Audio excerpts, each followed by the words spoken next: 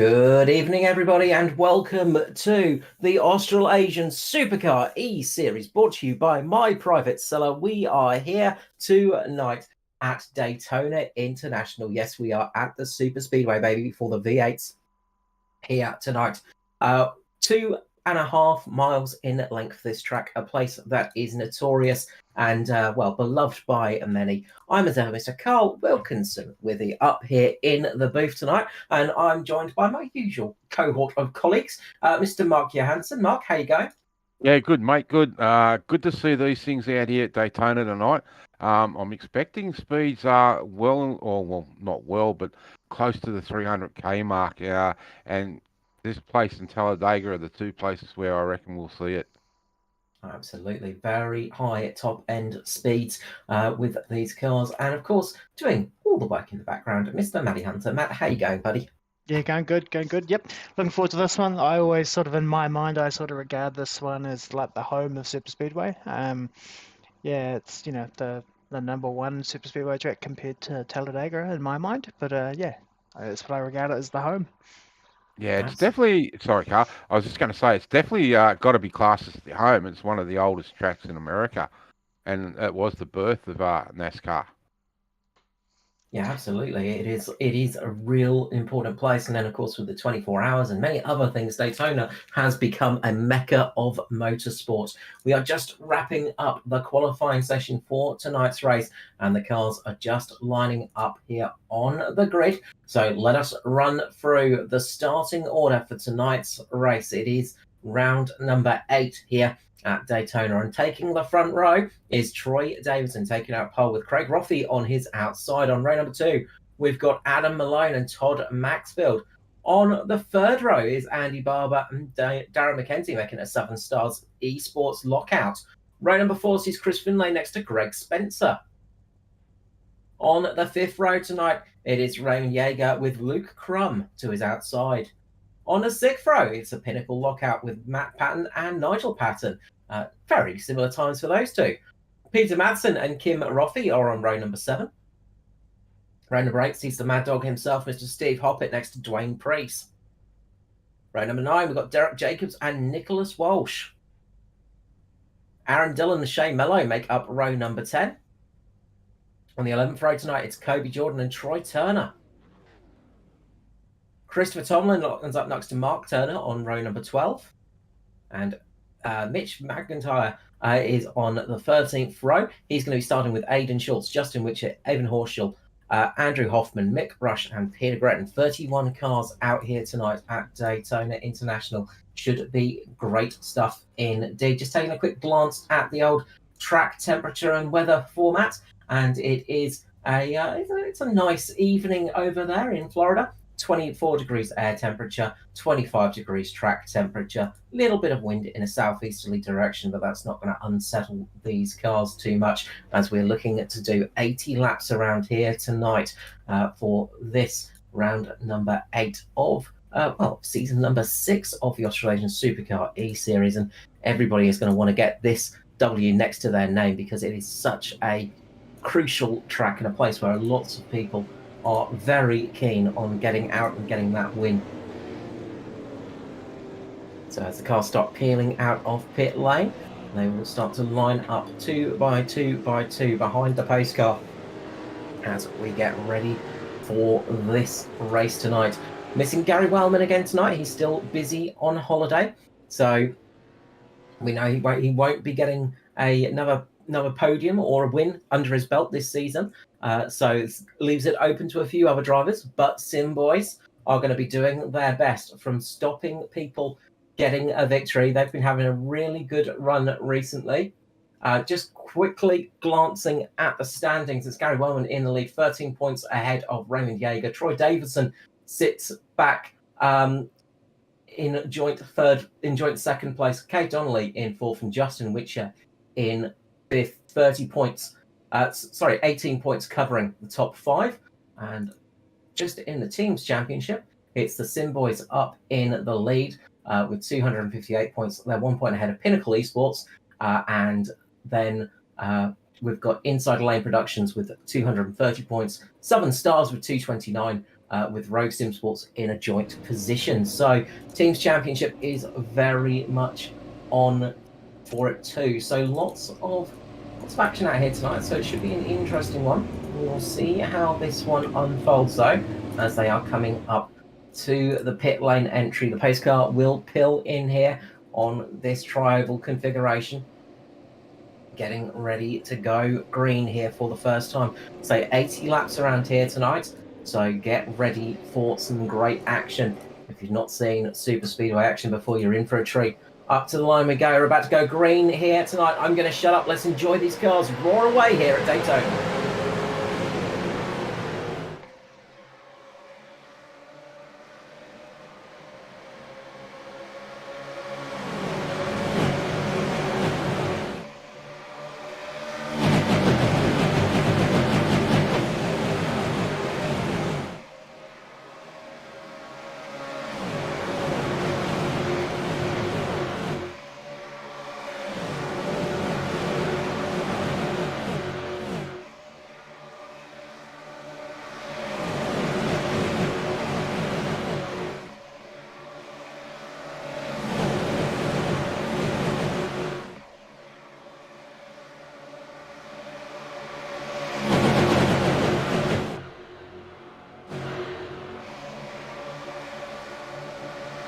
We go first lap down. We are 3 wide already here at Daytona. Rangager getting up quickly, getting his bonus point for the night in swift fashion there up into the lead of the race. He had a huge run from behind, getting a huge amount of draft, which is what you get in these cars. You sort of don't get the you don't necessarily have the pack that you sort of expect in normal NASCAR. The lead car doesn't get a huge boost in speed when running out there, but the cars behind do absolutely get that, and that's where you're going to see those cars shooting up from out of nowhere, as we see Matt Patton doing just that.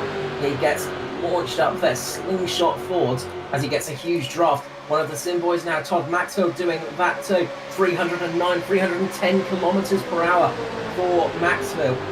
That is the amount of speed you get when you get into the draft on these cars. You get behind the cars, it breaks a big hole in the air behind it, and it gives you a huge amount of speed until you jump out into the clean air, and it's like hitting a brick wall.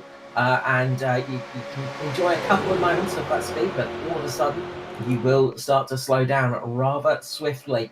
And it really is a strange feeling indeed. Nighttime here, of course, at Daytona, and that means the headlights are shining bright here tonight. An odd thing to see on oval races, but we are growing more and more used to it, of course. It does almost look like it's the Daytona 24 hours when they're running in these huge lines on the ovals. It's kind of what we see at the 24, of course, when they are on the oval sections, but not necessarily the whole way around the track, and it really is a sight to behold. Up the front, it's Pinnacle who are locking out the first 2 lines. Craig Roffey sitting back there in 3rd position. Todd Maxfield on the high line, Troy Davison on the low line. Sim boys are trying to get into position, but Pinnacle are shuffling forwards nice and quick. Nigel Patton and Matt Patton are coming forwards quite nicely at the moment.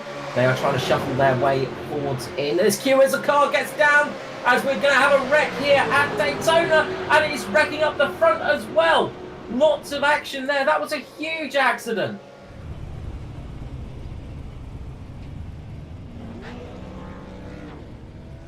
As the cars just get themselves settled there for a couple of moments.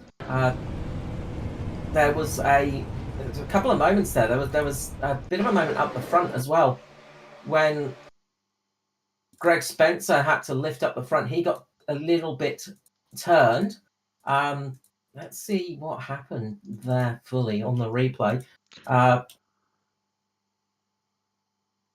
Looks like Derek Jacobs may have started that one off. He's just had a moment up on the high line, gone down and clipped the front of Nigel Patton. That sent Patton down into Darren McKenzie, and then it all goes wrong behind as well, the big one happens, doesn't it, really? Yeah, pretty early for the big one to happen, but just trying to work out who... There we are, there it is there. Just trying to get a good view of this as well. So yeah, you see it just sort of unfolding there. And as I said, there was an incident right up the front as well. It took my eyes off of the accident when it was happening, because I think the leader, I think it was Greg Spencer who was leading at that time, just lifted a little bit, and it caught Craig Roffey by surprise. So there was a sort of secondary accident happening right up the front of the field, where it's usually pretty safe. But this means everybody's going to be coming down pit lane to get some fuel put into this car in this early stage. Just about everyone's come into pit lane, Carl. No one's actually stayed out by what I can see at the moment. Let's see if we can find that early one up the front as well. So I've watched the leaders. There we go. And Especially did a good job of holding on to that. yeah, that was a very scary moment as well, because it was almost a secondary incident, which we don't usually see at the front of the field, but it just sort of snowballed, and then that secondary incident happens, and I think it was just lifting a little bit, sort of noticing that huge wreck behind in the mirrors, and Roffey's just giving him a bit of a tap, and you've got to be so careful of bump drafting in these things. They are not designed for that, and they get very loose very quickly, especially in the corners like that. That would have been a bit of a sight to behold. There would have been a big wreck in the back and then another big wreck happening at the front as well. It would have cleaned up most of the field. Well, you'd definitely be hoping you could get through that burst, that one at the rear, and then if you got through that, and you see the cars in the lead also, reckon you'd be going, oh no, what have I done wrong here?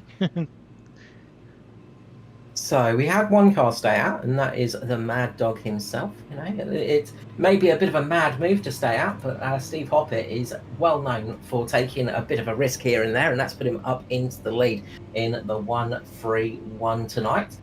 Nice to see Hoppo out there and up in the front of the field. Andy Barber, Darren McKenzie, Chris Finley, Aaron Dillon, Evan Horshaw, Nigel Patton, Mick Rush, Mark Turner, Nicholas Walsh, all of those heavily damaged there in pit lane, getting a lot of repairs done. There were quite a few cars caught up in that incident as well, and a lot of people needing some little repairs here and there, and other people needing a lot more repairs. A lot of cars missing vital bits of the bodywork out here tonight, Mark. Yeah, but you don't need a bonnet. That's nice and easy for cooling. No, yeah. Definitely some heavy damaged cars, and they're gonna need to get as much damage repaired as they can, because this would be this is a very high aero track. Absolutely, and well, you know, those sponsors on the bonnets, they'll be spewing if you don't get that one replaced. So we are going to settle down, 5 laps run, and then we have our first caution of the night. So that's going to throw people off a little bit. They're going to get a little bit antsy, and this sort of unsettles the field a little bit when you have an early caution like that on a super speedway. Yeah, it definitely does. But didn't anyone send a memo to these boys not to follow the trend of the week? The early wreck. Yeah, the early wrecks this week seems to be the go for everything this week. But if they do follow trend, we should see now a nice big long green section with some green flag pit stops. Yeah, it's almost like they start the race with a little bit of red mist, and they all get pretty racy and want to go hard, and then a big wreck happens and it sort of scares them, and they realise that they should actually build into the race a bit better.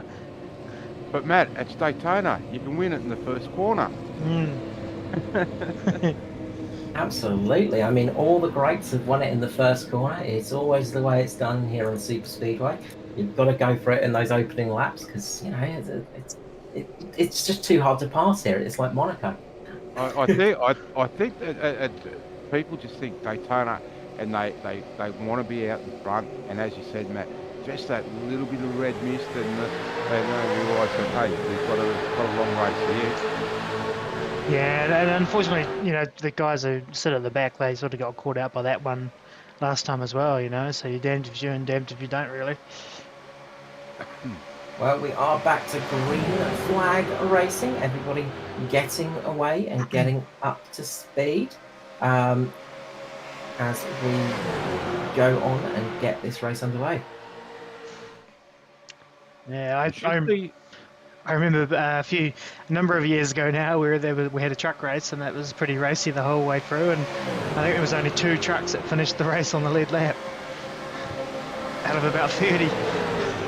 Well, I do believe and realise the biggest win here has been around 13 laps, with everyone else in the field being 13 laps behind the winner. That's crazy stuff. That's let's hope we don't see that tonight. We just heard from Gary Wellman, busy enjoying himself in Da Nang in Vietnam at the moment. So hope you're doing well, Gary. It's nice to hear from you. We look forward to seeing you back out on track in the near future. Getting very close up the front. Craig Rothie giving Todd Maxfield absolutely no space there. You couldn't even fit a cigarette paper down the side of those 2 cars. It was that close. As Steve Hobbit is in the lead, Troy Davidson's up on the high line as we are getting back underway here tonight for my Private Cellar's Australasian Supercar eSeries.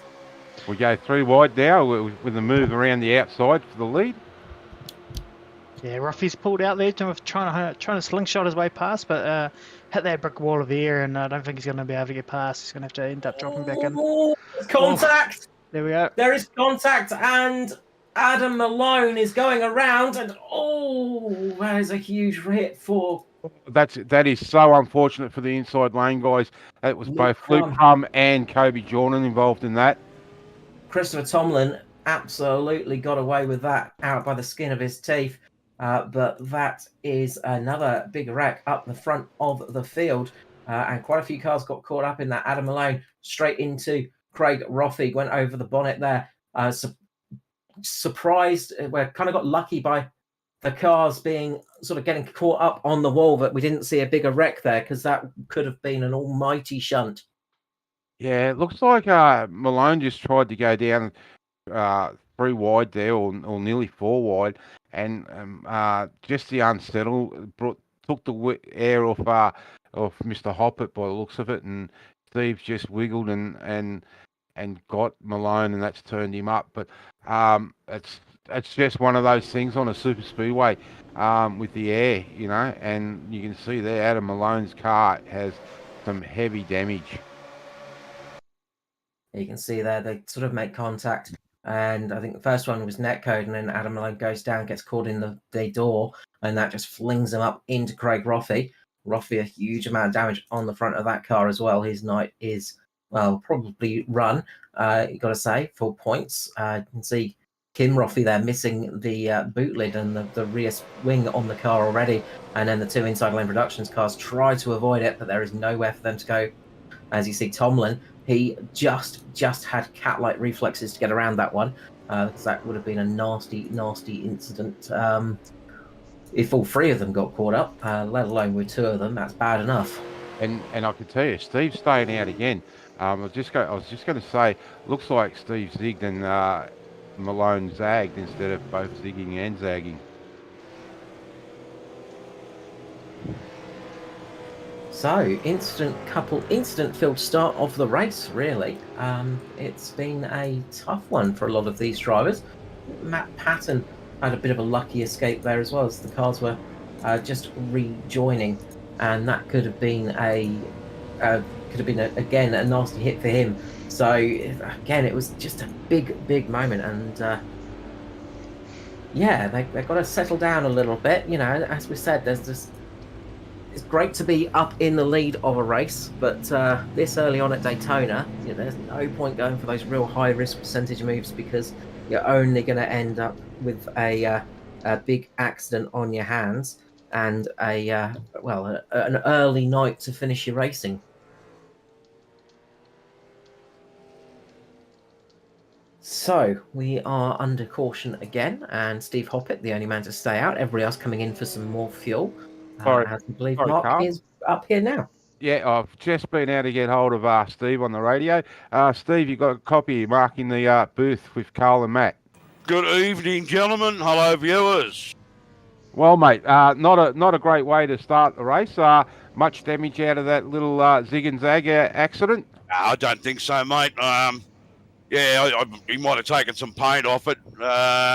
Wasn't enough to upset the car or upset me. Just a bit of push and shove, and I'm pretty happy to stay out. I don't need to pit. There's still 21 laps of fuel in the car. We're at a super speedway, and I'm not going to need to change the tyres, so why would I want to pit? Fair enough, mate. Well, it's been an action-packed and a few incidents already early in the race, so we're hoping you can stay out of the rest of them and have a good run tonight, mate. So far, they've all been behind me.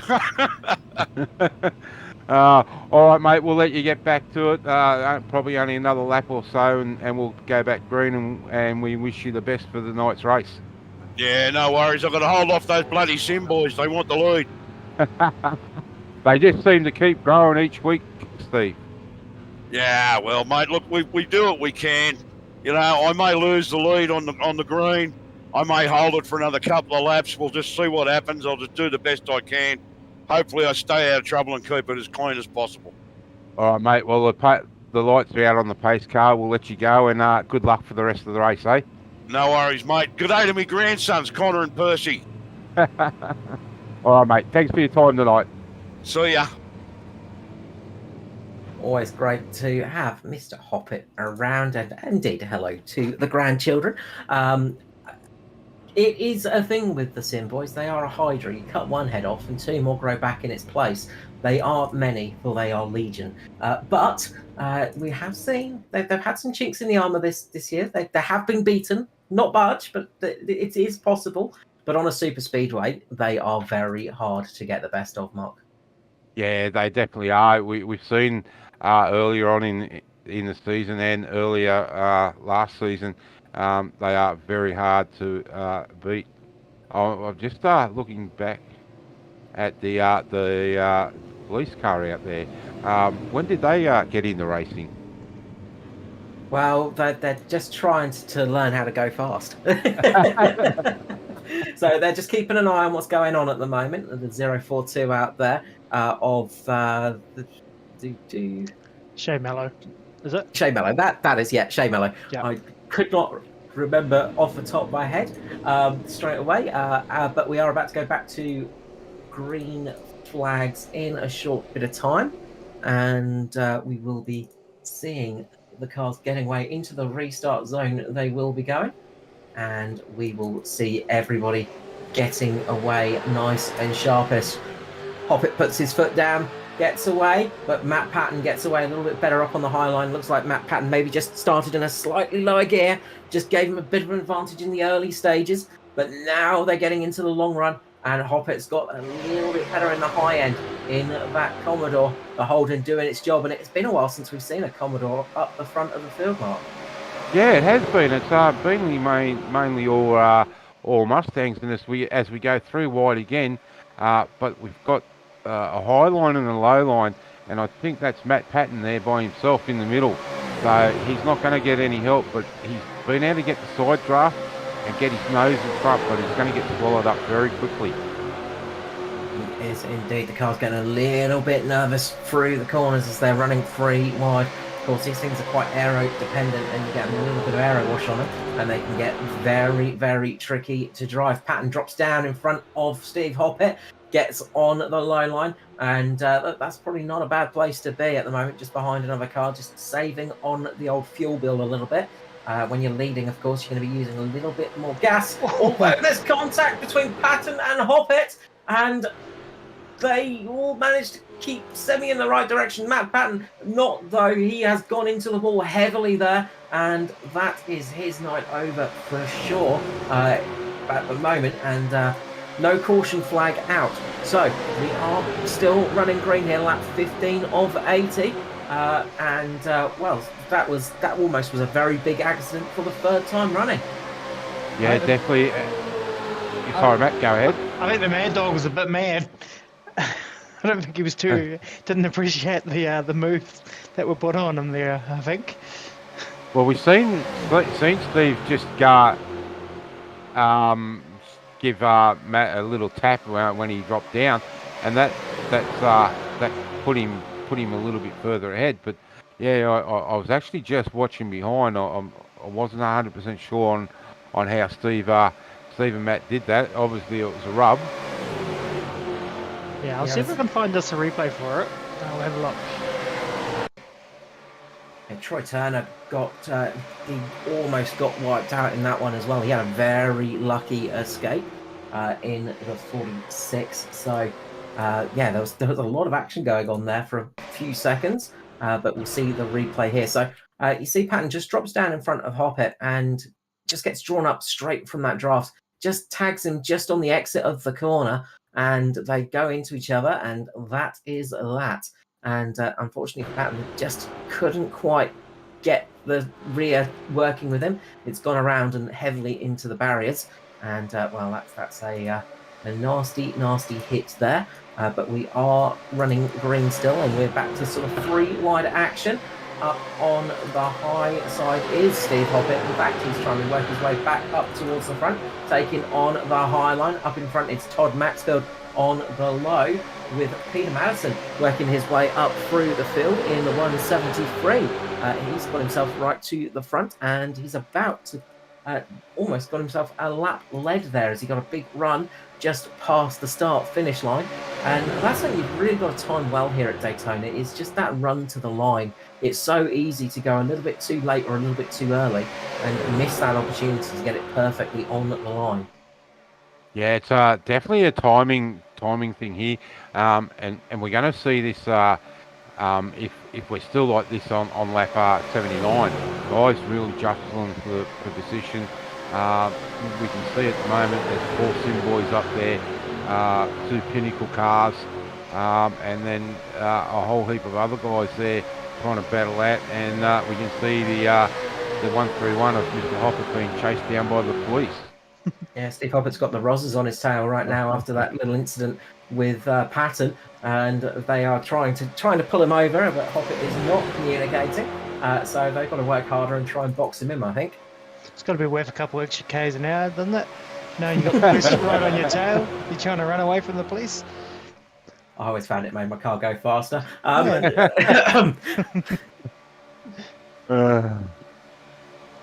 Dear, misspent youth. Up the front, they are racing hard though, as dropping down into 2 lines. But I think 2 lines at the moment is a wise decision. So no point taking it too hard too quickly here. We've just got to get in the rhythm of things and just get comfortable, because we've not really had an opportunity for a nice long run for these drivers just to get in their rhythms, get into their working areas, and get into a nice comfortable line running and sort of work out how the car's going to go in the long run. So hopefully we start getting those long runs now, and people can start getting themselves into race conditions. Steve definitely wants to be back on that low line. He pulls down in front of Whitcher, and Whitcher just gives him a little bit of a love tap and a little bit of a, hey, don't appreciate that move. That's the thing with oval racing, you know. It's a style of racing where a little bit of contact it's not a bad thing. You know, it's not discouraged, unlike other forms of motorsport. But you've got to be careful where you do it, because it can cause almighty accidents. But if you know what you're doing, you can just let somebody know that you're not too pleased with them, and shuffle them out the way and not cause a big incident as well. Up the front, we see 2 sim boys head for the high line, and they'll be definitely looking to try and get that high line back out in front, and then drop down in front of their teammates on that low line. Absolutely. There's 4 sim boys up on the head of each line as Peter Madsen drops down and decides he's going to take the low line by force. That is Shane Mello in the lead of the midline, and he is policing that line well, keeping it all under control at the moment. Is he going to look to try and get himself to the front of the queue? He's thinking about it. Doesn't quite have the run at the moment. You can see Aaron Dillon back there has got a huge amount of damage on that Mustang. He's missing the bonnet as well, so he's going to probably struggle if he tries to go out and lead a line, but when he's sitting behind another car, it's not going to be affecting him too much. Yeah, definitely. I've just jumped back down and seen that Kobe Jordan's been able to get back out. Matt Patton's back out there, but he doesn't have a bonnet, a boot lid on that car, so it's moving around very badly. So they're back out circulating, trying to get points, which is a good thing. Well, with a race like this, you could find yourself scoring points even after that big incident at the start. We've lost Adam Lane, Luke Crum, Andrew Hoffman, Mick Rush and Mark Turner so far from this race. So there's been a few cars that have fallen by the wayside, and a couple of those might still be able to get it back out on track. So we'll see how that unfolds. And they are racing very hard up the front still. That pack is still separated by nothing at all. It's much like Ned Flanders when he's skiing. It's like they're wearing nothing at all out there. And it is very close stuff indeed. But they are keeping it in their lanes, which is good. And it's not always the easiest thing to do. I mean, let alone in a NASCAR, but these supercars, they're just so very twitchy, Mark. And it's you sort of go, well, it can't be that hard racing around in a circle and just keeping it in the right line. But it's not as easy as it looks, is it? No, it's definitely not. And look, these supercars, as you said earlier, Carl, are very aero dependent. They need that air coming over that front splitter and up over the rear wing. Where the NASCAR is a little bit more designed to run very close. But unfortunately, this next gen car, we're seeing the same kind of issue as the V8 supercars. Once you get up under that nose, your nose under that tail, it definitely takes some air off the rear, and we've seen a lot of races this week where with the aero going off the rear end, the rear end getting loose and turning around. Yeah, that's it. They have a lot of aero dependency, of course, and that the new generation has the rear splitter, of course, which creates a lot of downforce underneath the car, very similar to what supercars use as well. They've got the little splitter is all a little bit of toe contact between Dylan and Mello as well, and that's dropped the high line off a little bit. They've lost a bit of speed there, and they've dropped down a couple of clicks as the low line is working kind of well with each other at the moment, but they are still just looking so very nervous. And yeah, but we've got a lot of aero dependency. All it takes is the aero just to come off for a split second, and these cars that, you know, racing cars, everybody thinks, well, they're really grippy, they've got lots of grip and things like that. It's only because of the downforce. As soon as you take that downforce away and you rely on the mechanical grip, they're usually pretty average. A bit like my driving. No, look, it's you've also got to have the trust in the people around you too. You know, there's certain people in the community where you know you can get in and get racy with them. Newer guys, you tend to hang off a little bit because you're not 100% sure on how they're going to react to certain things. So there's a lot to take into account. You know, you can't, once you get up under the wing, your nose under the wing of that car in front, you can't see a lot around you. You can't see out to the right or out to the left with the car in front. So you're relying on your spotter, you're relying on your mirrors. So there's a lot to take into account when running on super speedways and ovals in general. Yeah, there is plenty to think about, and there's a lot of things you need to do just to get it, just to get around, really.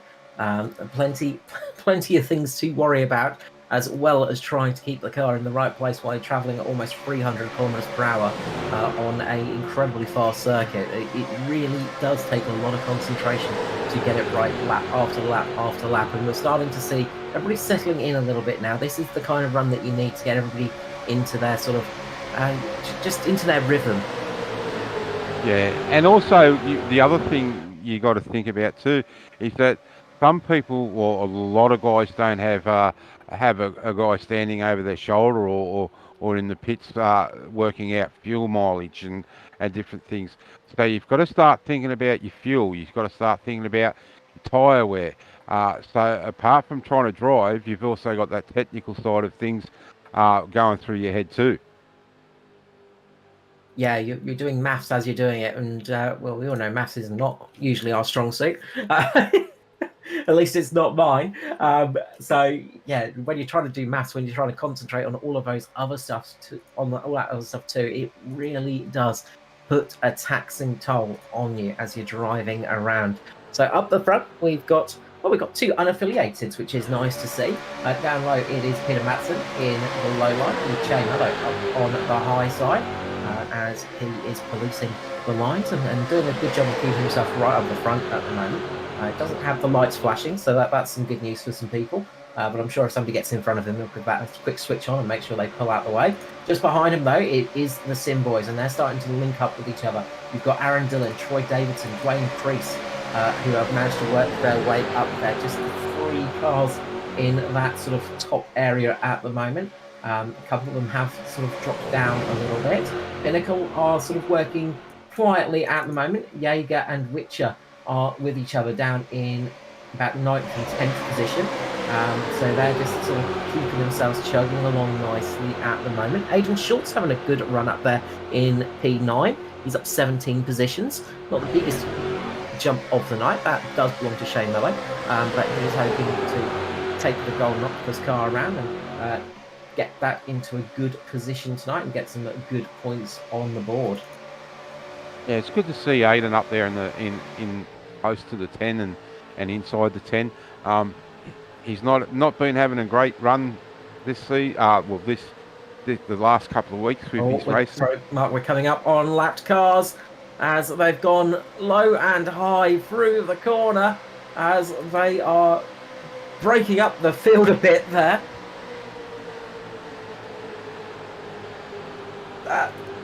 There's a lot of chatter on the radio, in race radio. Some drivers aren't happy with the way they've carried on.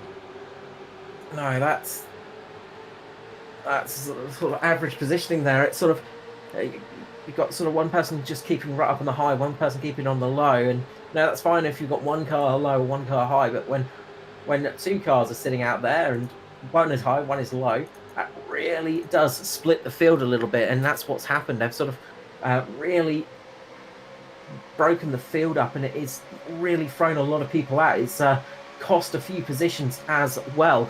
Dwayne Priest taking advantage of that, though. He's managed to work his way right up to the front of this field, get himself in the lead in the 777 Sim Boys car, the purple flavour, and he's got the pink flavour of Aaron Dillon right behind him. Peter Matson's back on the high line. There's all contact, and Madison has gone down into Dwayne Priest, and that is a big accident at the front of the field. Andy Barber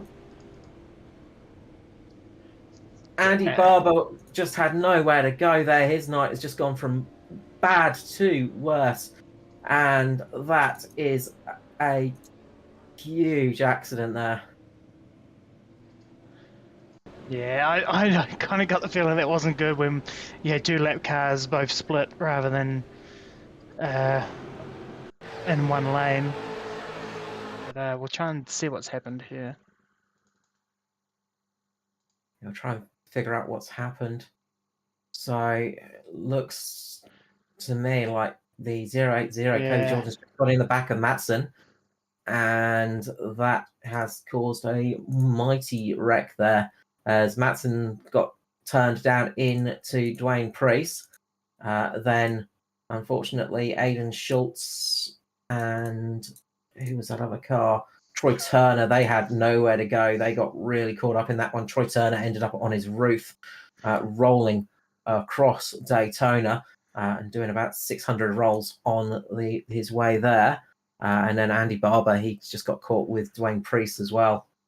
He's got a great paint job there, Carl. Very apt paint job for Troy Turner there. We'll just see it in a moment as he goes over. We might pause it for you to have a look. There we go. Can you see the front of his car there? Or the underneath of his car? Oh, yes. It's a bit of a naughty word. It's a fork. Starts with an F and ends with a K. I say yes. I had to enlarge my screen there. Sums it up perfectly for him. He's asking for something, an eating utensil, isn't he? A fork. Yeah, I think Yes. so.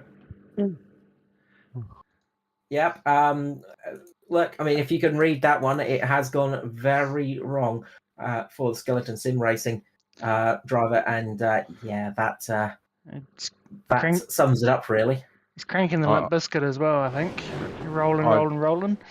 Yeah, I was just going to say, can someone send some Panadol or Nurofen down to room 24 with a nice little drink? Let's hope he was not in VR, because that would have been a stomach churning few moments there for him. Well, that's meant that we have got people in pit lane once more, coming in to get some repairs done, coming in to get some fuel. Christopher Tomlin, he stuck it out, so he decided to stay out and avoid some of the carnage in there. But there's a lot of cars needing a lot of repairs now. We've got a lot of wounded vehicles out there tonight. Yes, well, we haven't just had the one big accident. We've had, I think, 3 so far. And we're not even halfway. Yeah, 34 laps in, and we've had 3 big ones, which is not fun at all to see. That was, as I say, it's been a rough night in the office for some of these boys. I think my Private Cellars will be having a workout tonight after this race. I saw in that stint Greg adopted the strategy of he was just going to hang back from the main pack, and I think he's hoping to get to that last sort of 20 laps or maybe even 10 laps now with a clean car. So I would look to see him staying at the back and just desperately trying to keep the car clean, and then there's probably not going to be any clean cars left with 10 laps to go, and he should be able to go through and get the win. Yeah, definitely, and there's still a lot of cars in pit lane. Andy Barber, Troy Davidson, Craig Roffey, Chris Finlay, Nigel Patton, Matt Patton, Peter Madison, June Priest, Nicholas Welsh. They're all still in pit lane trying to get their cars repaired. Yeah, you could find yourself inside the top 20 tonight with just a car that is able to move on its own accord. I think there has been some serious incidents out there tonight, and it's been a bit of a rough one here at Daytona. I think that last one was just a bit of a bad bump, really. The bumpers weren't aligned, and just gave him a bump on the right side of that bumper, and that sort of was enough to turn him down. A case of needing to get lined up. If you're going to do a bump like that, you just need to be lined up on the bumpers, probably a bit more straighter. That's it, and it's just so tricky in the corners, and there is such a small limit to getting a bump right and getting it wrong, and it is just such a fine line that it is hard to master, and it's very easy to make that mistake, unfortunately, and we've seen it a couple of times tonight. Yeah, and the cars are always changing. Like I remember, when I first started about 5-6 years ago, it was definitely in super speedways you could not touch anybody in the corner because it would just get them upset and loose. But then, some of the changes over the years of the cars, you could get away with being right on the bumper of somebody in the corner. The cars were that stable, but it looks like they've gone sort of back towards being pretty unstable with contact in the corners again. Yeah, it's strange. Like we seen that last gen NASCAR go. You've been able to give a good push towards the end before we come to the next gen, and it seems like the V8 supercars has evolved a little bit again through different packages, and it's really become now that you really have to be spot on and square. Do indeed, as we go back to green flag racing here tonight at Daytona. It is round number 8 of this season 6 for the Australasian Supercar eSeries. Out in front, it is Christopher Tomlin. He is in the lead at the moment, being chased down by Aaron Dillon and United Electrical Solutions. Hot Toddys, Simboy's entry, the 013. I think it's actually had some repairs done as well, because I'm spotting It's got a a bonnet. bonnet on that car. Yeah, they've managed to find one somewhere in all of the wreckage out there, paint it up quickly and chuck it onto Dillon's car. Meanwhile, look at Justin Whitcher. The Whitcher Electrix Pinnacle car is absolutely flying at the moment. He has managed to keep himself out of trouble all night long, and that is paying off at the moment. A clean car could be the answer tonight for victory. Steve Hoppett gets a monster run up on the high side, comes from absolutely nowhere up into second place. I blinked, and then all of a sudden I saw Hoppett coming in like a wrecking ball, flying through the field and jumping himself up into the lead of the race. Yeah, I just looking back through the field, the 30 car, Luke Crum, he's back out there. So the inside lane production car has been able to get back out there after that big accident, but he's 14 laps down.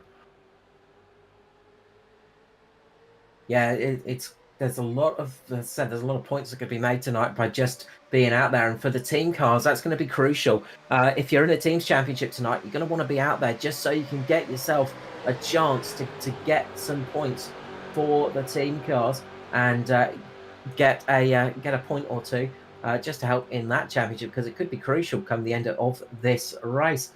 Mitch McIntyre up there as well in the 807. He is right up behind Steve Hoppett at the moment, and Aidan Schultz too. He got caught out in that incident, but it looks like he got through relatively unscathed in the Golden Octopus Mustang. Yeah. Also, guys, the 030 Craig Roffey's back out there, car repaired. Same with Adam Malone. He's back out there. So he'll get points for the night, although he's 21 laps down. And wrecking again. That looked a lot like netcode there, all of a sudden, unfortunately. And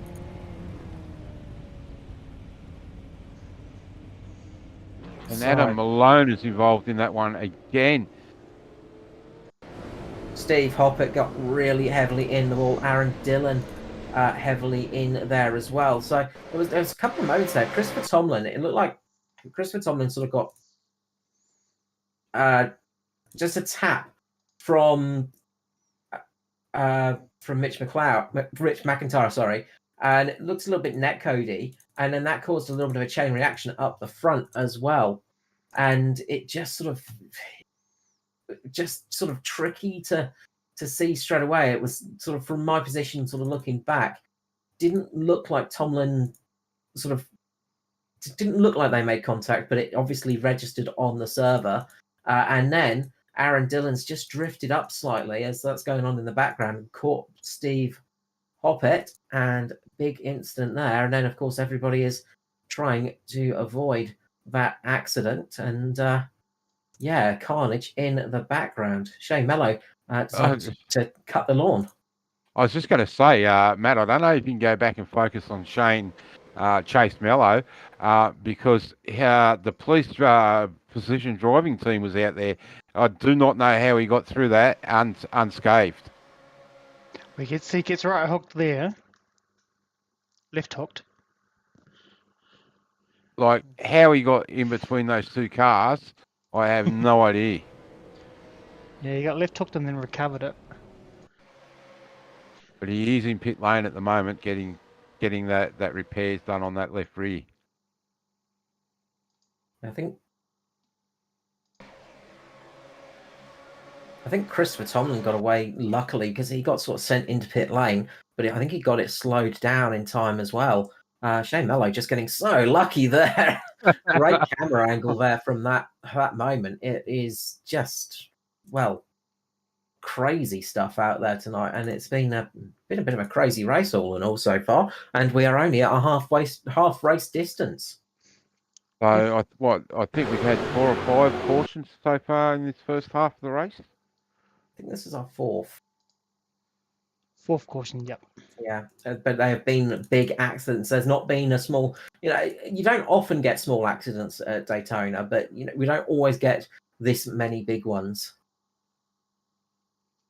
Raymond Yeager got a huge clout as Aaron Dillon was sort of being launched back on track. He sort of thought he'd gotten away with it, and then all of a sudden, out of nowhere, Aaron Dillon came through. Luke Crum was doing some major avoidance as he was driving through all of that. He was just coming up on it, and he had to sort of go, yep, I'm just going to avoid all this. And he somehow sneaks Inside Lane Productions car through, somewhat unscathed. Yeah, lucky for him.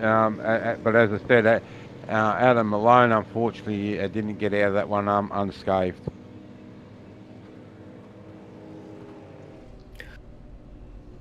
I'm just trying to do a bit of a stock take and working out where everybody is. I think we've got maybe 16 cars on the lead lap. We've got 16 cars on the lead lap. I'm wondering how many we've got that aren't damaged, and I think the answer is I think everybody has got damage now. I don't think there is a clean car out there at the moment, unfortunately. A lot of people getting caught up in this. Spencer and Whitcher might have clean cars, I think. Although that does look like a wrinkle in the back of Spencer's car. And then Whitcher's car as well. Yeah, just the Whitcher Electrix car is looking good at the moment. All the decals are looking clean at the moment, and all the sponsors are on show as well. The RKJ Web Services on the rear wing, Whitcher Electrix, of course, and My Private Cellars for Pinnacle Esports there. And that's probably the cleanest looking car at the moment. Mitch McIntyre is sort of he's got caught a little bit in that one, but not a huge amount. So I think he's relatively unscathed at the moment. But yeah, there's a lot of wounded vehicles out there now as they slowly get back and try and figure out what's going on. We've got more than half the field in pit lane still getting repairs done. I think Nigel Patton is just leaving now, so he's got some repairs done. Everybody else, pretty much everybody else in the field, so more than half the field at the moment, are still getting repairs. So yeah, it's been a bit of a wreck fest tonight. It has only 14 cars on the lead lap at this stage, and then obviously a lot of those cars will have damage on them too. Yeah, I was expecting that run was going to be the run where it was going to happen, but I expect them to settle down for a bit and probably go single file for a good long run, you know? Yeah, I think it's going to be a thing of just take it a little bit easier now, guys. There's not many of you left, so it's going to be hard to have a wreck with this few cars, but never say never. Daytona. You can never expect racing drivers to not race to the most of their speed. As we get back to green flag racing, Justin Whitcher drops down in front, takes the lead of the race, the number 12 up there, as he's got McIntyre right behind him at the moment. Just giving a little bit of bump again, just trying to bump draft him and just caught him in the corner. Justin just kept that one in the right position. Derek Jacobs is back up there. He's another car that sort of got caught out in, I think, that early crash, but he's now sort of had a number of spare cars found in the parking lot, had their pieces swapped onto his car, and got himself back out into the race. A few people coming in to serve penalties. So Aaron Dillon, Troy Davidson, Evan Horschel, Kim Roffey, Troy Turner all have black flags next to their name. A couple of those guys will be out of the race, unfortunately, so won't be able to serve them. But a few people coming through the lane just to get those cleared. So well worth getting yourself back getting your penalty served and just getting yourself back out there, because you can still find yourself in a really strong position tonight. I think if your car's still running, you could find yourself in the top 10 at the end of this one. Yeah, just getting back out and circulating, you'll may find yourself in a good spot. As we've seen, 4 cautions so far in the first half. So what's the second half of the race hold for us? 37 laps remaining here tonight. And with the second half, let's see how this one goes. Hopefully we do not see that dreaded yellow flag popping its face out again. We can see some good racing to the end here tonight, but a lot of people's nights are going to be tricky because they're sort of dealing with very damaged cars.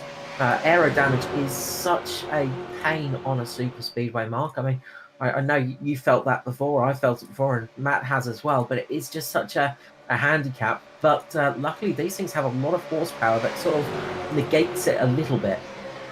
Yeah, still, you know, these guys up the front, we're seeing a 6-car breakaway a little bit now.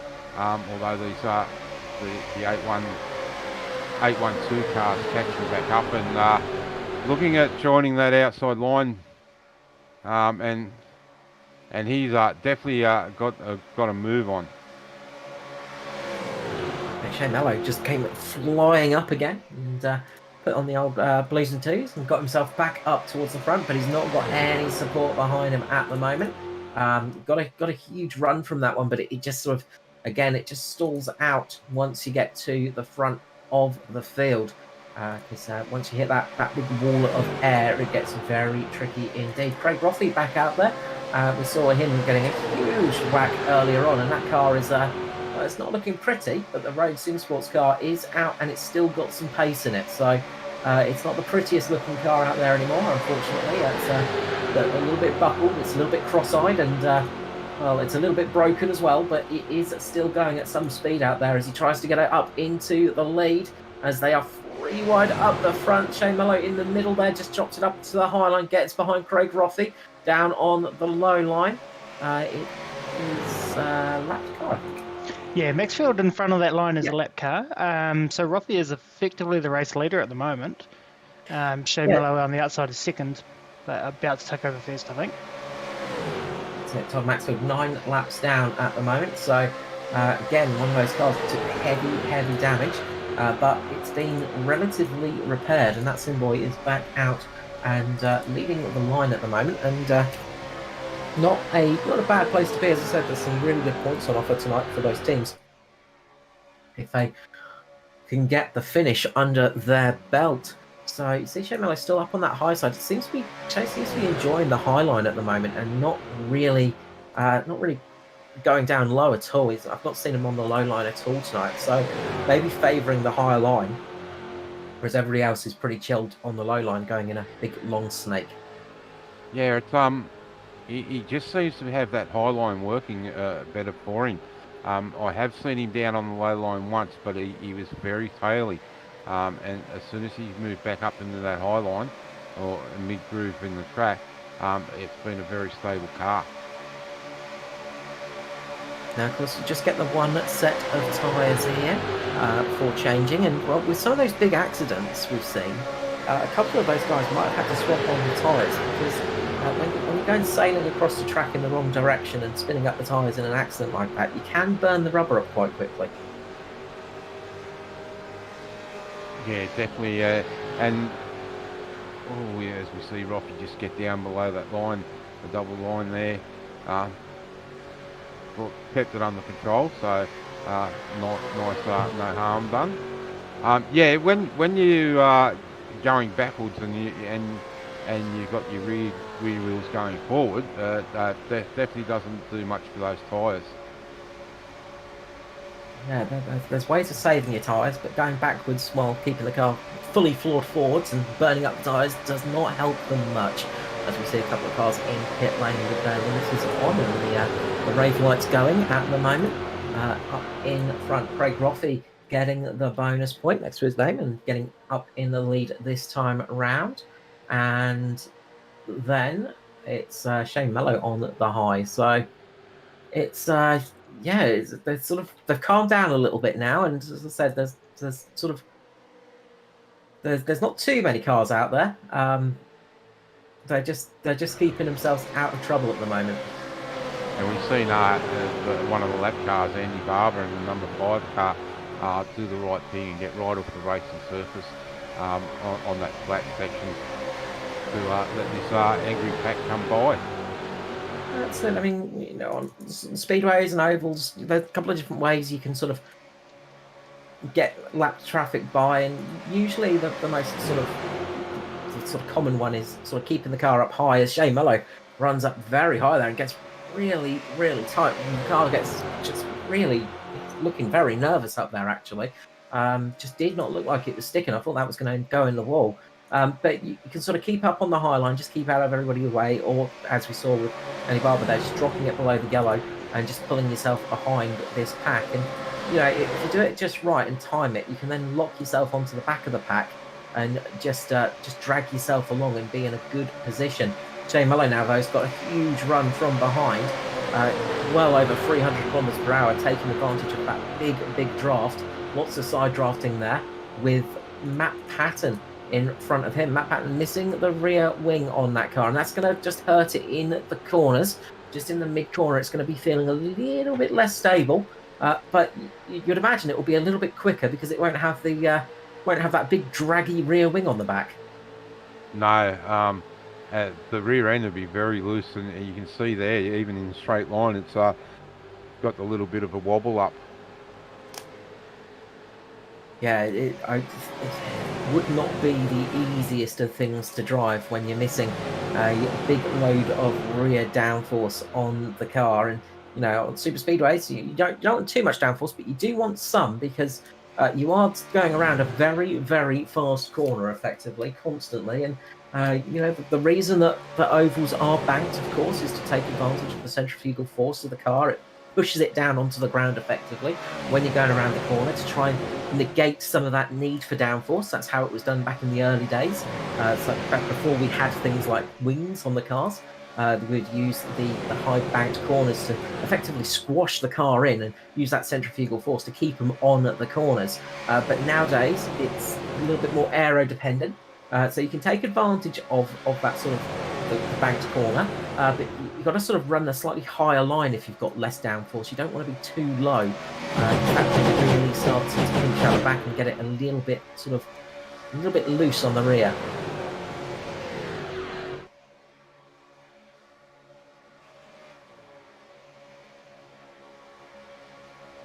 Sorry, mate. Sorry, mate. Go for it. I was just going to go through our retirement so far. Unfortunately, we've lost 11 cars out of the race at the moment.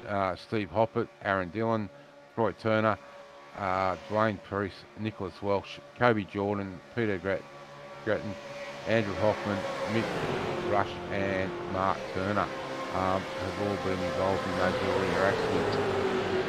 Yeah, we've got Luke Crum 14 laps down. He's trying to get back up there and get onto the back of the cars. Troy Davison, Darren McKenzie, Todd Maxfield, Andy Barber, and Evan Horschel as well.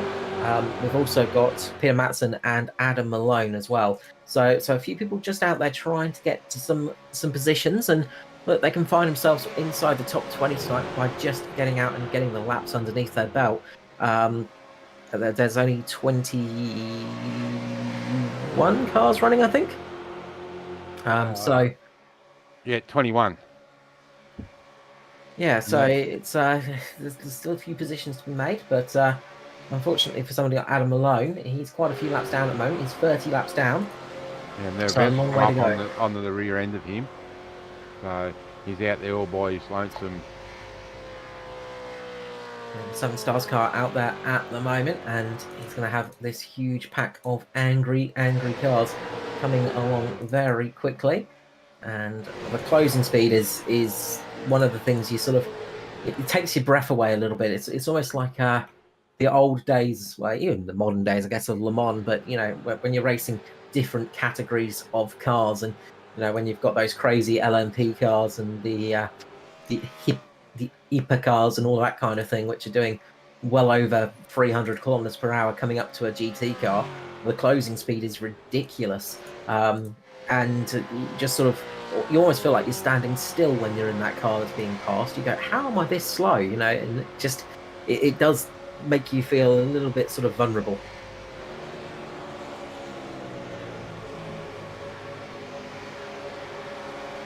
Well, they've been able to settle themselves down this lead pack. No one's really wanting to try and move past Todd Maxwell at the moment. Craig Rocky's happy sitting there behind him. Yeah, they're all going to have to make a stop. So fuel is going to be, everybody's going to have to make a stop for fuel if we run green to the end here. So they're going to have to sort of think about that one as well when it comes to it. They've done about 16, 17 laps on this stint. Mitch McIntyre, he stayed out, so he's got a little bit less fuel as well. So he's done about 23 laps on this stint.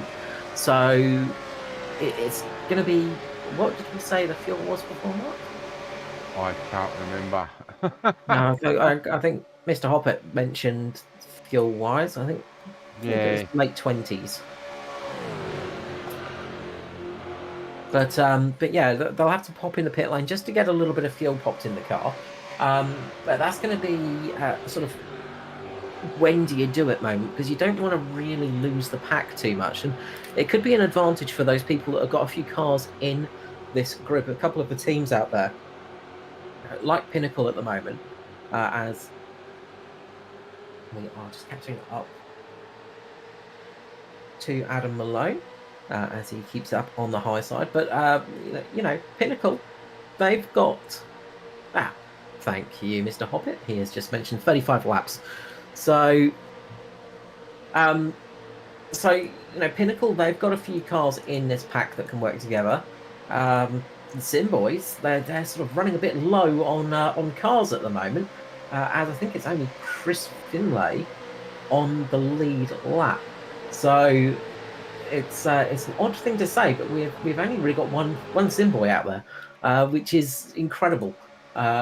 There's Todd Maxfield, of course, who is 9 laps down, so he can sort of come in and help out in that respect. But there's not really many teammates other than Pinnacle at the moment, so it's going to be interesting to see who can do what.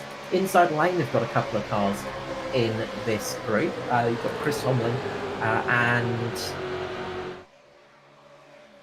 Derek Jacobs up there.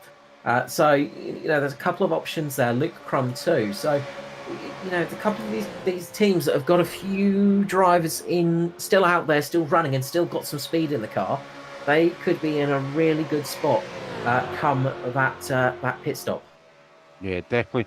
And I've just done some sums. I've been able to get my my shoes off. Most of these guys are going to be 4 laps short on fuel. So, do you wait till the very end, bring it in when you're running on fumes, and or do you pop in a little bit earlier and see what you can do? So there's a couple of options here. So we'll see what people decide. As up at the front, Shane Mello working his way back up towards the lead. As he's down there with Raymond Yeager up on the high side, the RKJ Web Services car, of course. Big thank you for the sponsorship for the Australasian Supercar eSeries to RKJ Web Services, My Private Cellar, Whitcher Electrix, United Electrical Solutions, Hot Toddys. We thank them very much for their support for keeping the series going, giving us the opportunity to broadcast, keep it going for you all. But Raymond up there at the moment, he's up on that high line, and he's just decided he wants to be a little bit further towards the front. And you can see those Pinnacle cars now are all starting to line up. They're all sort of getting that low line, and it won't be long until you see Mr. Yeager dropping down there as well and trying to link up with those boys. That's the other big thing as well to look out for, is when people are going to be coming into pit lane, they've got to get on that low line, because it's not very easy to try and chop across a couple of lanes of traffic here at Daytona to get into the lane. No, you definitely got to be on that low line, and I've seen a few times where guys have been caught out on that high line and tried to get in the pit lane, and they've just mistimed it, and they've been cleaned up from the car behind, and that is not a pretty sight. No, it's never nice when that happens, and that can really cost you a lot. So, just looking through the field, Mitch McIntyre 28 laps into this run, so not long until we see that car coming into the lane, as Craig Roffey gets a little bit close to Matt Patton there, as they're starting to get too wide again, as they're trying to shuffle their way through positions, and the cars are very, very wobbly at the moment. They are looking incredibly nervous. I think a lot of them are very damaged as well, and that's not helping them when they're running side by side, Mark. No, it's definitely not.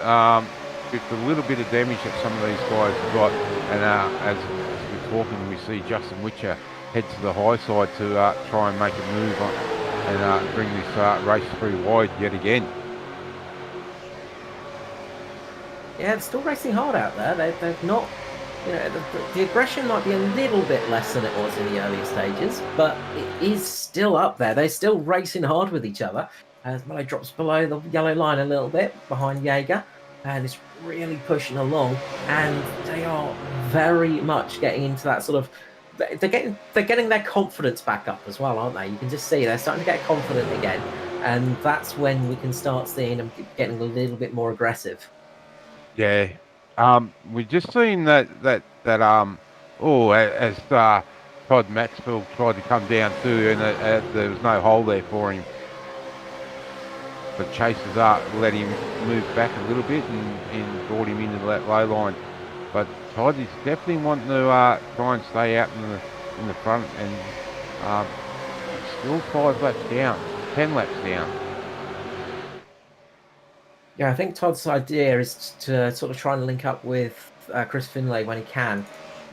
Chris Finlay is just about 1.8 seconds behind at the moment. He's back there with Christopher Tomlin and a couple of other cars. So he's sort of at the back of this pack at the moment, and I'm wondering if we'll see Todd Maxfield just drop back in a little bit of time and just sort of try and link up there. You can see up the front, still Shane Mello in the lead. Aidan Schultz shuffling himself along now up towards the front as well. The 2 Pinnacle cars now dropping low. Oh, I thought that was possibly coming into pit lane there, because they made a little bit of aggressive move down to the low line. Yeah, I thought that was going to be their quick pit stop. Yeah, the way they both of them came down below that double yellow line, I thought, well, these guys are in pit lane this time by. Just seeing Troy Davidson out there as well, our pole sitter. He is another car that is 10 laps down, and he's just could be linking up here as well. So let's see what they've got here, and don't discount Sim Boys, as I said. You can pretty much knock every single one of their cars out, but there is always one left somewhere along the line, and that one car will just creep up at the end. So we'll see how that one pans out. Meanwhile, the Pinnacle car's getting up to the high line now. Aidan Schultz on their tail. He's been their tailgun Charlie at the moment, keeping the rear of that trio in check. Shane Mello down on the inside at the moment. Yeah, at the moment we've got 3 Mustangs or 4 Mustangs against the red line. Yeah, there's not many of the old Commodores left out there, unfortunately. They are becoming an endangered species. Obviously, Mello move up to try and push Aiden to the lead of the race now. Rich McIntyre is just back in 7th in one of the other Holdens that is out there tonight. I think that's pretty much it. I think it's just the 2 Holdens that are still out there. We've got cars in pit lane. It's the Inside Lane Productions crew. They have come into the pit lane and are making their stop for the end with 13 laps to go. They've decided now it's time to pull the trigger. So this is the start of those pit stops. Aidan Schultz up there gets a lap lead, gets that bonus point next to his name in the Garden Octopus Foundation Ford Mustang, of course, and very worthy charity, helping children fight that terrible thing of cancer and helping the families that are supporting them as well. Very worthy cause. As Pinnacle decide it's time to pull the trigger, they come in. Craig Roffey joins them. So into pit lane they come, pulling it up, getting the car slowed down. That's the hard part. You've got to get on the brakes and get the car slowed down. Make sure your brake bias is set correct, because you don't want the rear spinning around on you. You don't want to speed in pit lane either. You've got to be careful to get that right. These cars have limiters. You'd see that with the lights flashing away as the rave starts to happen. We pop a couple of eckies, enjoy ourselves up here in the booth. But that means you have to be right on the limit when you get into the lane. Otherwise, you can lose or gain a lot of time. Switch off the limiter as you get across the line, and away you go back out into the race. Yep. Aiden and Chase are in this lap. The rest of them coming in now. So more cars coming in as they get down to the speed. Really nice work there from Mitch McIntyre. As long as we get a penalty there, that was very well done. Getting that car slowed right on the line. Now, of course, you don't need to take as much fuel here. You only need to take a couple of laps of fuel. So that's always a big thing. Who's got the box ticked right? That's going to be a big part of this one. Who has timed it correctly? Just looking out on track, Justin Whitcher is leading at the moment. As those cars heading out, Justin Whitcher's just crossing the checkered line now. So they're going to need to get up to speed, and you can see them just on the low line there. And that's good news for Justin Whitcher. That clean car without too much damage is helping him at the moment keep up the speed. Shea Mello tries to get out there. He's got out. Oh, he's just going to lose the draft a little bit. He probably won't be close enough to take advantage of that. So Shea Mello's just lost that position. Kim Roffey, he's still out there in the lead at the moment, but not taking fuel. So Kim Roffey's going to have to come down pit lane. We've got 11 laps remaining. Unless Kim Roffey's done an incredible fuel save, I think we'll be seeing him come through pit lane in the 099 Rogue Sim Sports car. So pit stops have happened, and it has broken up the field a lot, Mark. Yeah, now we've just got to see these guys really work together and to try and close this up. Although there is some big gaps out there, so don't know if there's going to be enough laps left to see them all close up again. Yeah, the Pinnacle drivers did a great job through pit lane. They absolutely nailed their stops, and their pit lane transition time was pretty much bang on perfect. Greg Spencer, 30.9 seconds through pit lane. Roffey's in. Tim Roffey coming in right now.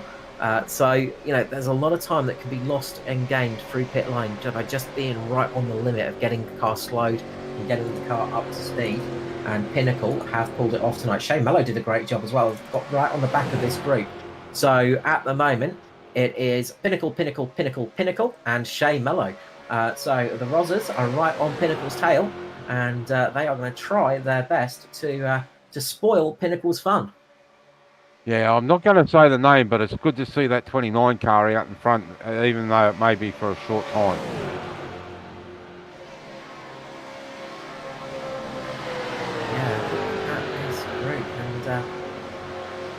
We've got Evan Horshaw in there as well.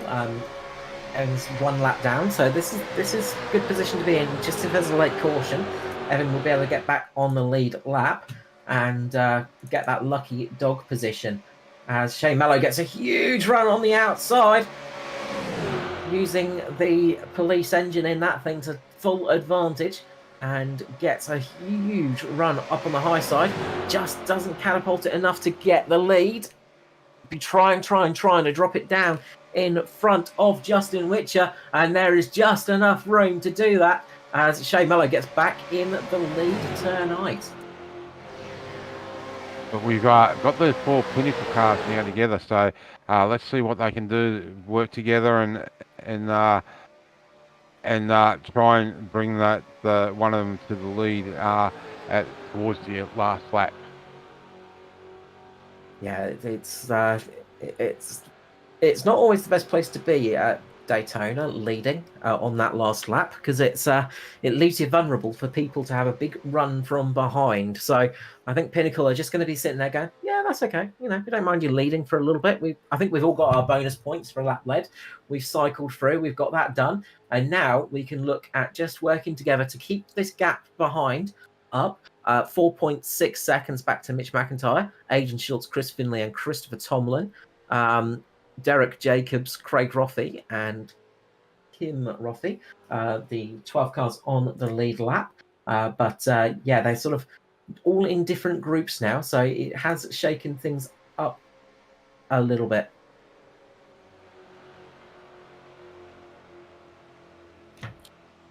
So 6 laps remaining. We are getting down, and it is coming towards the end of tonight's race. The Whitcher Electrix sponsored Pinnacle car up in the lead, just ahead of the RKJ Web Services flavour of Raymond Yeager. Then we have United Electrical Solutions with Greg Spence and Matt Patton with the other United Electrical Solutions, my Private Cellar car. We see here Chase move up and out of the road to let these guys go through. I reckon he knows that he's got the car and the speed that he can get that run down that on that last lap. But excuse me, are any of these Pinnacle cars going to play the nasty and play a kind of sort of blocker? They should. They should. They need to work together to sort of hold that. I think you're seeing happening there a little bit of Patton on the high side. Just needs to be careful that it doesn't block too much, because otherwise, could be turned. Yeah, they are really working hard to make sure that Shea does not get back in front of them. And, it's a game of cops and robbers now up the front, isn't it? The Pinnacle cars are trying to rob Shea Mello of a win tonight. And they're just trying to try and get away with it and see if they can escape that police car and get themselves across the line and get all 4 cars in victory lane.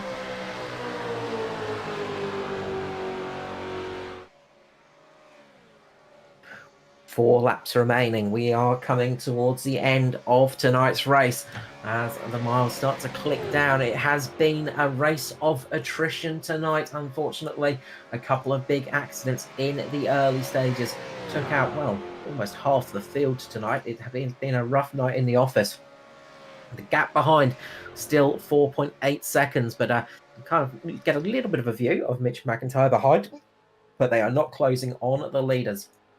And that's going to be a crucial thing. Of course, could see an almighty accident up the front on that final run to the flag, and one of those cars behind, just having a nice bit of gap, could find themselves in victory lane. It is a super speedway. It's a bit of a lottery, and you never know what's going to happen until the checkered flag flies. Yeah, that's it. And also you've got to remember what super speedway it is. It's Daytona. And we're getting to the point where normally there is a normal, in normal running, there is a big accident, but we don't have the pack that we normally do. No, I think we might end up having a front-loaded race here, and what I mean is I think these 4 cars might work together and sort of kind of finish in the order that they are now, so there might not be too much action on that last run to the flag, but all the action might be early in the race for all the big wrecks. It's the sort of championship implications. It's going to be good night for Yeager and Whitcher tonight. As all of their rivals are, they've had a bit of a shocking night, really. Just looking through the order, Troy Davison down in 17th position. Cade not here tonight, nor is Gary Wellman. So it's a really big opportunity for Yeager and Whitcher to close up that gap up the front in the championship. Whitcher is behind Yeager, so they might be racing a little bit. We know Pinnacle like to race each other a little bit as well. So they might have a little bit of a run at the end and see which one of them can get the win. Yeah, they might, but they definitely won't want to touch each other and take each other out. And they need to make sure it's one of those 4 that win as well. Would be a bit of a disaster if one of those 4 doesn't win and Mello comes through and steals it from them. Look, those Pinnacle cars have done well tonight. They've sat back just off the lead pack. Only by a couple of hundredths of a second, but that's been able to give them time for both Whitcher and Jager to miss those big wrecks earlier on. And Spencer there in 3rd as well, sort of hung back early on, and it's paid off for him in the long run.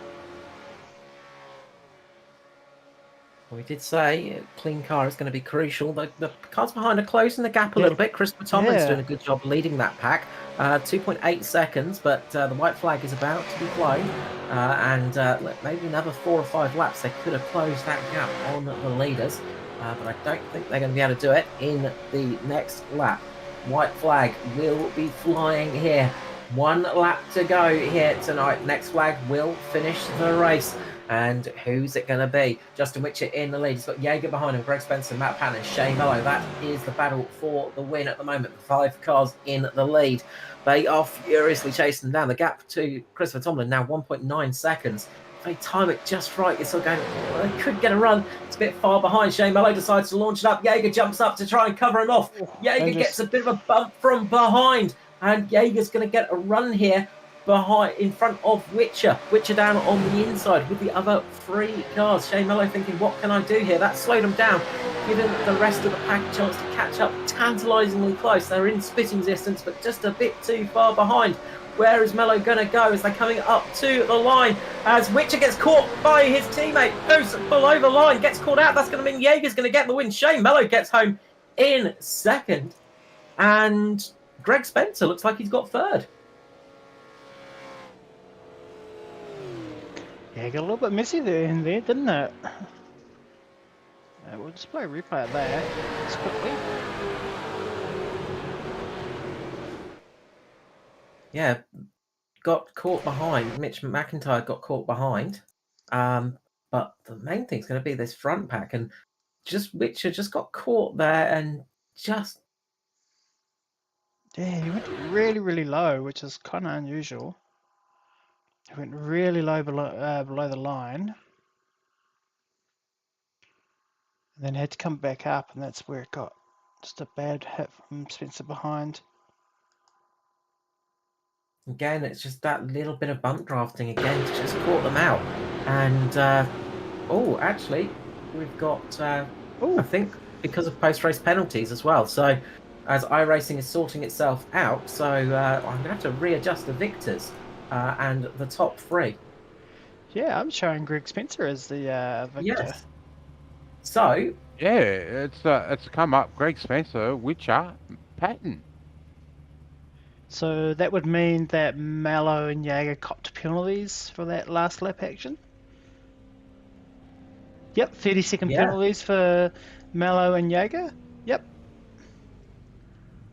Which relegates them down to 10 and 11th. So Greg Spencer doesn't know that he's won the race, so he hasn't done a burnout. No, caught by surprise. So they've caught us by surprise as well. There was plenty of stuff happening there as we were trying to digest what has fully happened.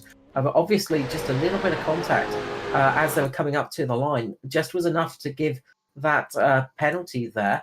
And that has changed the order quite a bit because Greg Spencer now takes victory here tonight at Daytona.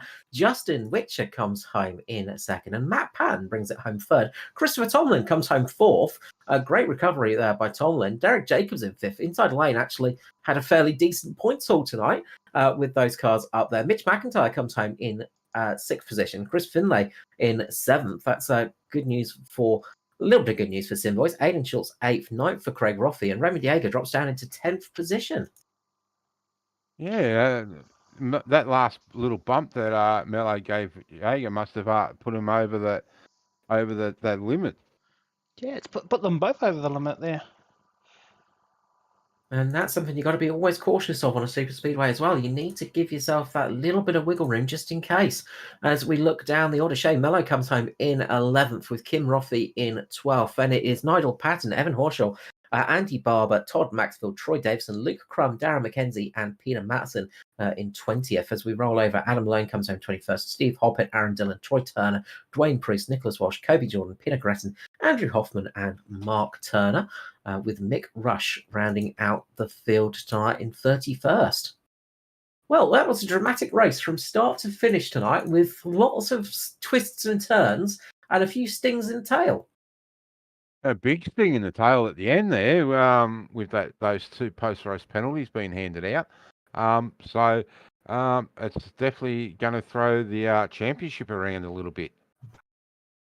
Yeah, well, as I said, without the rivals around, it's sort of a fairly good night for Jaeger and Whitcher, but it's going to be even a better night for Whitcher tonight. That's going to be a huge help to him.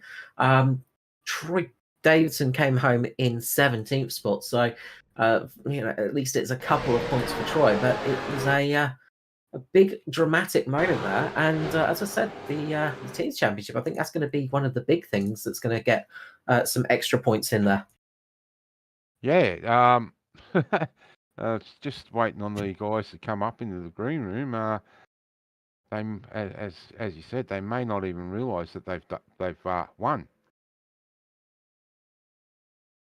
Yeah, we'll let the drivers just have a quick moment to breathe after that chaos, because it was a pretty chaotic moment. And of course, head over to the Australasian Supercar eSeries Facebook page for the post-race adjudication and analysis from the stewards. You get all the steward room decisions there live on Facebook, where they'll be looking through the incidents and deciding who's right, who's wrong, who gets a penalty, and who doesn't. And of course, looking at any incidents as well that were missed by us as well. So yeah, that was as I said, a bit of a crazy finish there. And that second pack almost caught them up as well. Christopher Tomlin absolutely led that second pack by the nose and just dragged them along, just to be within a second of the front row. Yeah, as you said, Carl, another 5 or 6 laps, and they would have been a great battle for that race win. We didn't even need that. I think another lap they would have caught them. They were closing at such a great rate of knots. It was it looked like it might have been a couple of laps before, and then all of a sudden that last lap they just shot up there as everybody started arguing.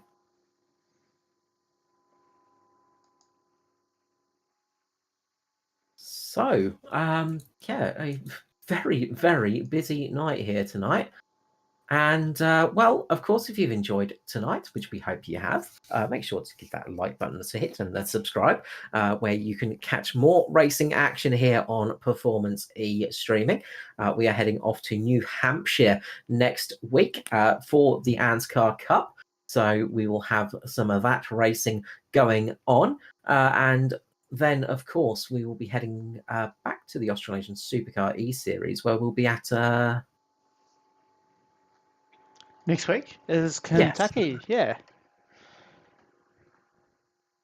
Kentucky. Okie dokie. So off to a more traditional track next time out. Sorry. Well, no, we were just at Kentucky. Kansas. Yeah, I thought we were at Kentucky. Kansas. Yeah, Kansas. Yeah. It was a track beginning with K, yeah. Yeah, I was just questioning that because I was like, I thought we were at Kentucky. But then the issue is because we do so many races, you call so many races, you sort of go, was I Kentucky in this race or was it this race? Yeah, we jump, Kansas in the Cup car, or Kansas, Kentucky in the V8s, and then Kentucky in the Cup car, and we just jump around all the Ks at the moment. There's no place like home, is there, Toto? No. I think we've got some drivers in the green room. Yeah, we're just waiting on Matt. Matt, I'll bring up Justin Whitcher first and Matt Patton a couple of moments, but we'll bring up our second place finisher for tonight for a very strong night for the Pinnacle team. Is the Whitcher Electrix version of the car. It's Justin Whitcher. Justin, welcome to the booth, mate. Congratulations on, a little bit of a surprise P2 after all of that. Yeah, I think I passed about 25 cars without passing a car, so it was good. It was a bit of a chaotic night tonight, but it looked like you pretty much had one of the only clean cars out there. Yeah, I got lucky with a few of those wrecks. I was sort of at the back of them, so I was able to get down low. Raymond was pretty clean behind me. Greg a little bit, not so much, but and then sort of the second half of the race stayed towards the front, and I think that last wreck, it was just behind me. So, I suppose these super speedways, you can only be lucky. That's it. And, well, luck went your way a bit tonight, but, at the end, it looked like it had all gone wrong for a couple of moments, as we saw it getting very, very close down below the yellow line, as you sort of had to take a little bit of avoiding action. You got a little bit of a tag from behind as well. You know how last week I timed the field to perfection? I didn't quite this week. Okie dokie. So is that why you were dropping it down? Yes, because I was sort of like, Greg, push, don't push, no, yes, no. So I just went, no, I'll go down low. And and see it just roll through. So yeah, he gave me a push to beat Matt to the line, but yeah, it was a bit touch and go because I wasn't expecting to be leading the last 5 laps. No, that obviously caught you by surprise there. And look, I've just actually gone back and listened, and I could hear the car coughing and spluttering as you were getting up to the line, and that explains it absolutely now. You almost timed it to perfection. Just that little bit of extra fuel. Luckily, there was a car behind you with a couple of extra litres in the tank. Yeah. No, we come out. Wasn't expecting Kim Roffey to pit, so we come right behind him. I thought, oh well, if I can use him a little bit, or for a few laps, that'll be enough to get me across the line. But yeah, for some reason he obviously needed fuel too, which we didn't account for. So he jumped in and then left me at the front. And of course, when you're 1, 2, 3, 4, you sort of don't want to mess the line up, especially when you're trying to keep the 4-second gap with the cars behind. But yeah, the 5th car wasn't a teammate, so he's going to make life hard. No, absolutely. Look, it was a solid run tonight out there for Pinnacle. You almost timed it perfection with the fuel, but you managed to get yourself to the line. And well, this has got to be good news for the old championship points. Yeah, with the reset going into after last round, it sort of evens out the playing field again. So I think Gary had a fair chunk of space above us all for the amount of wins he's had. So we'll crawl those back, grab those back, and I think I don't know, maybe I might be first now. So it's not always the best position to be in when you're two rounds to go because everyone wants blood. So, but I think Gary's back next week. So I feel the Sim boys, so we'll have a good race there going for the championship. Absolutely. Look, congratulations tonight, Justin. We'll make Greg do the hard work tonight because he's the one with the victory. That means he has to do the hard work of shouting out all the sponsors. But for personal shout outs tonight, go away and let it loose. Nah, not too many. Just you boys again. I'd like to thank you guys because you guys put a heap of time in. So yeah, again, I'll watch this one back because I've done well. So I'm sure it was a great call. Absolutely, Justin. Well done indeed. Congratulations tonight, mate, and hopefully we will see you back in the very near future. Cheers, boys. Justin Whitcher there for Pinnacle, taking victory tonight. Looks like Matt Patton's not around, unfortunately, so we'll bring up our race winner. It is Mr. Greg Spencer. Greg, welcome to the booth, mate. Congratulations on victory here at Daytona International Speedway. Yeah, cheers, Carl. Pretty lucky actually in the end. So yeah, happy to be here.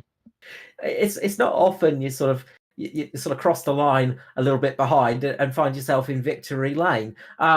It was a bit of a chaotic finish there, and we just heard from Justin that you were crucial in getting him to the line by adding a little bit of extra fuel to his tank. Yeah, well, look, I think we probably as a team I don't know, maybe dropped the ball a little bit. With the other guy, and